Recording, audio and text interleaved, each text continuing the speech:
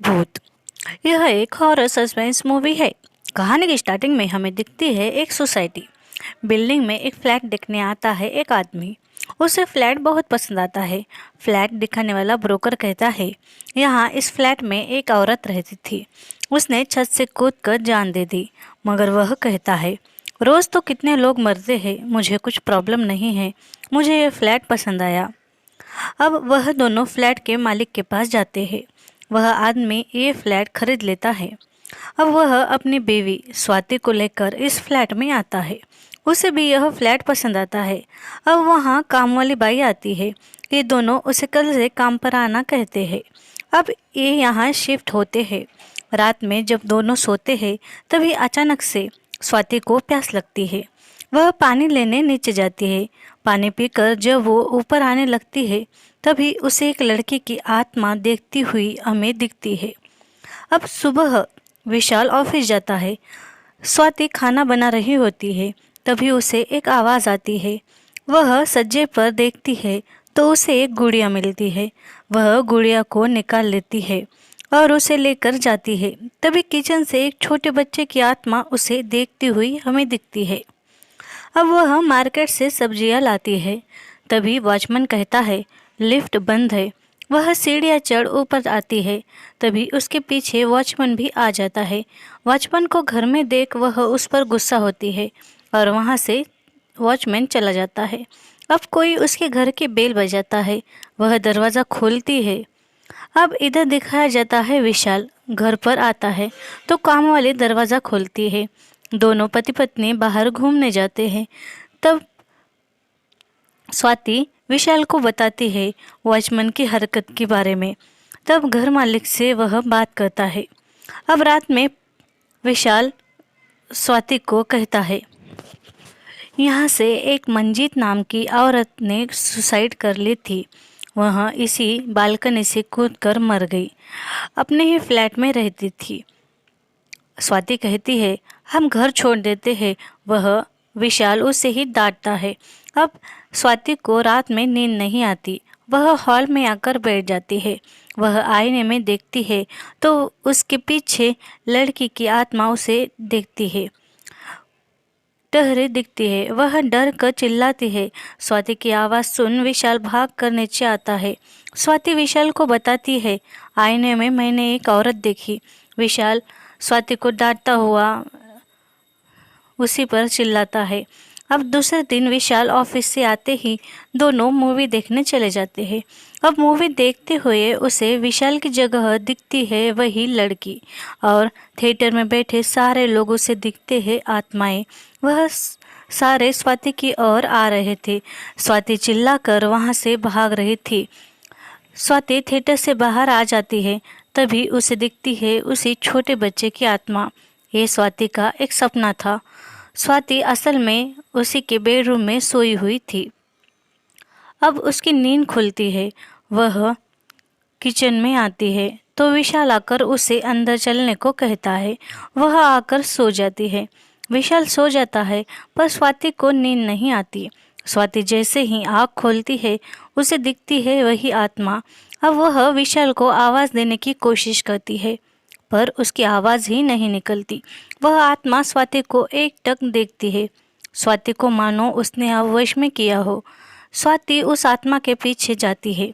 तभी विशाल उसे कहता है, तुम नींद में चल रही हो क्या?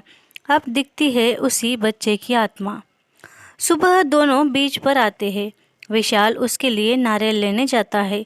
तभी स्वाति को वह आत्मा उसकी ओर आती हुई दिखती है। वह वहाँ से भागती है और विशाल के पास जाती है।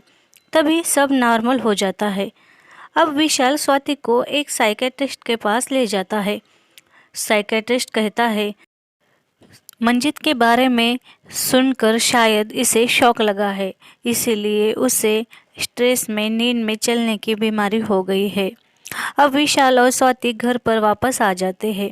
तभी विशाल को ऑफिस से कॉल आता है और वह ऑफिस चला जाता है। जब शाम में विशाल घर आता है तो सारा घर देखता है। स्वाति उसे कहीं नहीं दिखती। अब वह सामने वाले फ्लैट में देखता है तो वहाँ एक बूढ़ी औरत के पास स्वाति बैठी थी। विशाल जैसे ही उसे हाथ लगाता है वह उसे उसे बूढ़ी औरत को देख डरती है। स्वाति कहती है, मैं तो सोई ही नहीं, फिर मैं वहाँ कैसे पहुँची? विशाल कहता है, तुम सोई होगी, ऐसे कैसे जा सकती हो? अब रात में विशाल स्वाति को सोता देख नीचे हॉल में आकर बैठता है। तभी स्वाति उठती है और घर से बाहर वॉचमैन के पास जाती है। इधर दरवाज़ा खुला देख विशाल बाहर देखता है और दरवाज़ा लगा लेता है। अब वह बेडरूम में देखता है तो वहाँ स्वाति नहीं थी। वह जैसे ही बाहर जाने के लिए दरवाज़ा खोलता है तो स्वाति आती है और बेडरूम में चली जाती है। विशाल नीचे जाकर देखता है तो वॉचमैन को किसी ने बहुत बुरी तरह मार डाला था। विशाल डर के मारे भागता हुआ घर में आ जाता है। उसे यकीन था कि यह स्वाति ने ही किया है। वह बेडरूम में आता है तो स्वाति सोई हुई थी। अब सुबह पुलिस इन्वेस्टिगेशन करने आते हैं। लाश को देखकर तो सारे लोग हक्के बक्के रह गए थे। पुलिस वाला फ्लैट मालिक से कहता है, आदमी की गर्दन पूरी तरह घुमा के मारा गया है। इसके लिए बहुत ताकत लगती है, किसमें होगी इतनी ताकत? अब पुलिस फ्लैट मालिक को लेकर विशाल के फ्लैट में आ जाता है। वह विशाल से कहता है, तुम्हारा ही झगड़ा था ना वॉचमैन के साथ? विशाल पुलिस को बाहर से ही भगा देता है। अब पुलिस मालिक से कहता है, मंजीत यही रहती थी ना? वह मालिक कहता है, हाँ यही रहती थी। विशाल बड़ा ही घबराया हुआ बाहर सोफे पे बैठता है। तब उसे वहम होता है कि स्वाति ने आकर उस पर हमला किया। वह डर के मारे उठ जाता है और देखता है स्वाति उसके बाजू में ही बैठी थी। वह कहती है, मंजीत है। विशाल यहाँ और सोफे की ओर देखकर डरती है। अब विशाल डॉक्टर के पास आता है। वह डॉक्टर विशाल से कहता है कि तुम्हारे बेबी के लिए एक साइकेट्रिस्ट देखना होगा। तभी दिखाया जाता है एक डॉक्टर राजन, जो अपने बेटी के लिए रो रहा होता है क्योंकि वह जल्द ही मरने वाली होती है। उसके बेटी को ब्लड कैंसर था। अब उस डॉक्टर से विशाल मिलता है और स्वाति के पास लाता है। डॉक्टर स्वाति से पूछता है, क्या वह हमारे साथ है? स्वाति एक जगह देख रोती है। डॉक्टर विशाल को समझाते समझाते नीचे आता है। तभी कुरैशी उन्हें मिलता है। वह दोनों कुरैशी को इग्नोर कर आगे बढ़ते हैं। अब विशाल घर में आता है तो स्वाति अजीब सी आवाज़ें निकाल रही होती है। विशाल उसे काबू में कर बेड से बांध देता है। अब साइकेट्रिस्ट आता है, स्वाति को देखता है और विशाल को कुछ कहे उससे पहले उसकी बेटी की मौत की खबर उसके पास आ जाती है। वह वहाँ से निकल जाता है। विशाल को कुछ समझ नहीं आता। वह घबराया हुआ स्वाति के पास जाता है। वह अब नींद में थी क्योंकि साइकेट्रिस्ट ने स्वाति को नींद का इंजेक्शन लगा दिया था। अब दिखाया जाता है डॉक्टर राजन को, जो दूसरे डॉक्टर से कहता है, मुझे स्वाति में अपनी बेटी दिखी। उसे परेशान देख मैं बहुत घबराया। तभी वहाँ कुरैशी आता है। कहता है, क्या बीमारी है उस स्वाति को? क्या वह किसी की जान ले सकती है? अब काम वाली विशाल से कहती है, सर मंजीत की आत्मा है मैडम में। मैं मंजीत की आवाज़ पहचानती हूँ। डॉक्टर के बस की बात नहीं है ये। आप किसी तांत्रिक को ले आइए मैडम का इलाज कराने। अब दिखाई जाती है एक लेडी जो आत्माओं को देख सकती है, उनसे बातें करती है। विशाल उसके घर जाता है। वह उसके साथ विशाल के फ्लैट में आती है और वॉचमैन की कुर्सी को एकटक देखती है। विशाल उस लेडी को स्वाति के रूम में लाता है। वह विशाल को बाहर भेज देती है। अब वह लेडी नीचे आती है। तभी डॉक्टर राजन आ जाता है। वह विशाल पर चिल्लाता है, कहता है, बेवकूफ़ मत बनो, स्वाति को दिमाग की बीमारी है, और चला जाता है। वह लेडी मंजीत की माँ का पता पूछती है। विशाल कुरैशी के पास आता है। उसे कहता है, मंजीत का कुछ सामान है मेरे फ्लैट में, उसकी माँ का पता दीजिए। अब दिखाया जाता है मंजीत की माँ को, जिसके पास वह लेडी और विशाल आते हैं। मंजीत की माँ को वह स्वाति के पास लाते हैं। स्वाति माँ को देखकर थोड़ी शांत हो जाती है।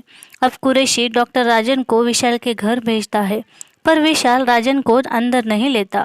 वह लेडी विशाल से कहती है, इस फ्लैट मालिक का बेटा संजय। और तभी सीन जाता है फ्लैट मालिक के घर पे, जहाँ संजय यानी फ्लैट मालिक का बेटा आया हुआ है। वह कहता है, आपने मुझे कॉल किया, आपकी तबीयत कुछ ठीक नहीं थी। घर मालिक कहता है, अरे मेरी तो तबीयत ठीक है। अब तभी आ जाता है वहाँ पर विशाल। वह कहता है कि मेरी बीवी की तबीयत कुछ ठीक नहीं है, उसे हॉस्पिटल ले जाना है, मुझे आपकी मदद की ज़रूरत है। और संजय और घर मालिक वहाँ पर आ जाते हैं। संजय को देख स्वाति उठकर बैठती है।